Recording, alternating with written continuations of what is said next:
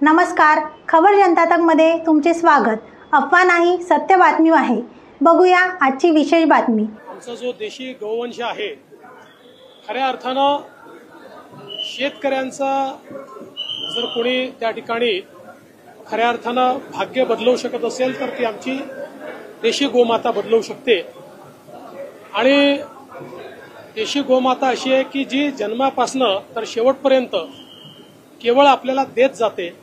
आणि म्हणूनच आज त्या संदर्भातला निर्णय माननीय मुख्यमंत्र्यांच्या नेतृत्वात आम्ही घेतला। आणि एवढंच नाही तर गोशाळांना देखील देशी गोवंशाकरता 50 रुपये प्रति गाय अनुदान देण्याचा निर्णय आम्ही घेतला। आणि मला अतिशय आनंद आहे की कणेरी मठामध्ये आल्यानंतर परमपूजनीय अदृश्य काळसिद्धेश्वर स्वामी महाराजांनी मला गोपूजनाची त्या ठिकाणी संधी दिली आणि त्यानंतर सांगितलं की जे गोपूजन करतात त्यांनाच आम्ही गाय देतो। मला असं वाटतं अतिशय भाग्याचा दिवस आहे। आज कॅबिनेट झाली, अत्यंत चांगले निर्णय आजच्या कॅबिनेटमध्ये घेतले। आज कॅबिनेटमध्ये अनेक महत्त्वाचे निर्णय घेण्यात आलेले आहेत।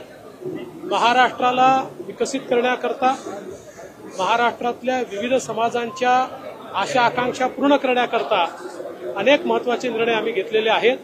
आणि हे निर्णय घेणारं सरकार आहे हे यातनं आपल्या लक्षात आलंच असेल। लाडकी बहीण योजनेमुळे पुढच्या 2 महिन्यामध्ये पोलिसांचे, होमगार्डचे, विविध क्षेत्रातल्या कर्मचाऱ्यांची पगार होणार नाहीत अशी पुन्हा टीका चालू झाली। बिलकुल नाही। बघा, गडकरी साहेबांची एक बोलण्याची स्टाईल आहे।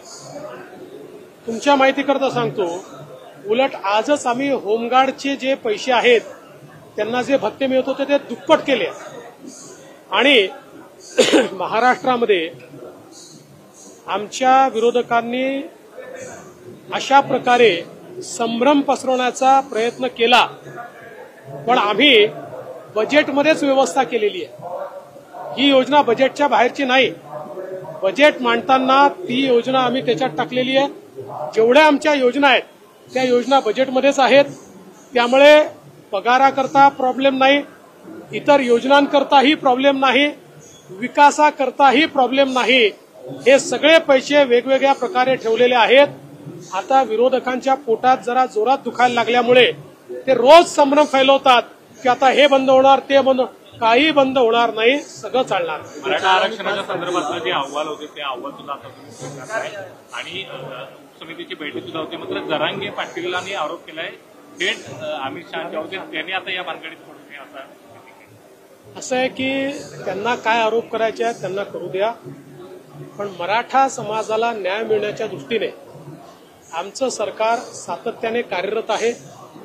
आज अण्णासाहेब पाटील आर्थिक विकास महामंडळाच्या माध्यमातून 1 लाखपेक्षा जास्त मराठा उद्योजक आम्ही तयार करून दाखवले। सारथीच्या माध्यमातून IAS, IPS, MPSCतले विद्यार्थी आम्ही त्या ठिकाणी करून दाखवले। मुलांना त्या ठिकाणी शिक्षणाकरता हॉस्टेलच्या व्यवस्था असतील, जिथे हॉस्टेल मिळालं नाही त्या ठिकाणी भत्त्याच्या व्यवस्था असतील, हे सगळं आम्ही त्या ठिकाणी केलेलं आहे। आणि 10% आरक्षण देखील आम्ही दिलेलं आहे। आणि याच्या व्यतिरिक्त ज्यांचा कुणबी दाखला मिळतो त्यांना त्या ठिकाणी कुणबी म्हणून देखील आरक्षण हे आम्ही देतो आहोत। आज शिंदे समितीचा अहवाल आम्ही त्या ठिकाणी मान्य केलेला आहे आणि त्या अहवालाच्या माध्यमातून देखील अनेक आमच्या ज्यांच्या जो पुरावे आहेत अशा मराठा समाजांच्या तरुणांचा फायदा होणार आहे। त्यामुळे कोणी कशीही कितीही टीका केली तरी देखील मी एवढंच सांगेन, आम्ही टीकेला उत्तर आमच्या कामाने देऊ।